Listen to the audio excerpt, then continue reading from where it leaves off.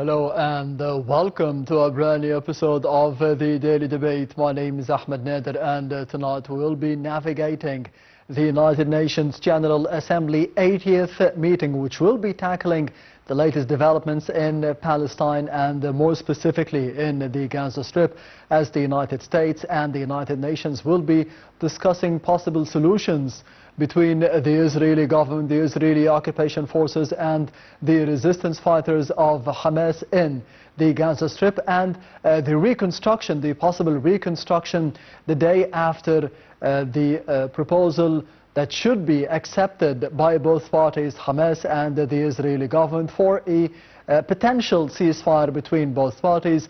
The day after we'll be seeing the recovery of the Gaza Strip, the recovery of Palestine in general, the reconstruction of the Gaza Strip, something that was tackled by His Excellency President Abdel Fattah al-Sisi at the BRICS Summit virtually, which took place today with the participation, as I mentioned, of His Excellency President al-Sisi. A number of topics tackled, and we will be dissecting them during the course of the episode for the Daily Debate for tonight. However, I will be starting with the main top stories for today, as President Abdel Fattah al-Sisi participated through the virtual media on Monday in the BRICS Extraordinary Summit held in Brazil.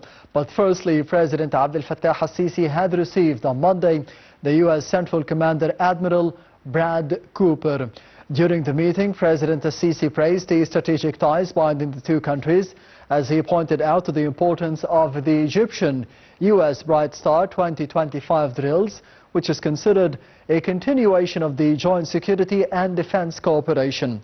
Concerning developments in the Gaza Strip, President al-Sisi stressed the significance of the Egyptian, U.S. and the Qatari mediation to reach an immediate ceasefire in the enclave and the soon release of the hostages.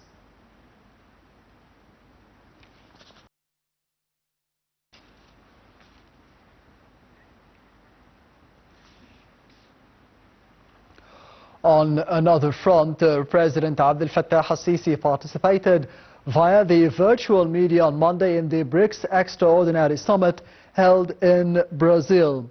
President al-Sisi expressed gratitude for the Brazilian counterpart's calls to hold the summit at such a critical time. In his speech addressing the summit, the President reviewed the Egyptian vision on enhancing cooperation with the BRICS countries in various domains.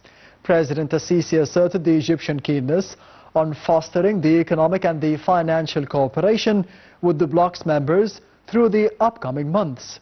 In another context, the head of state reiterated that the international scene is mired in double standards and witnesses a flagrant violation of the international laws. President al-Sisi pointed out that the current scene undermines the basis of the international peace and security, and also leads to chaos and instability. Al-Sisi illustrated that the wars and conflicts are flaring, which the joint international action has been weakened upon, and the role of the international institutions becomes inefficient.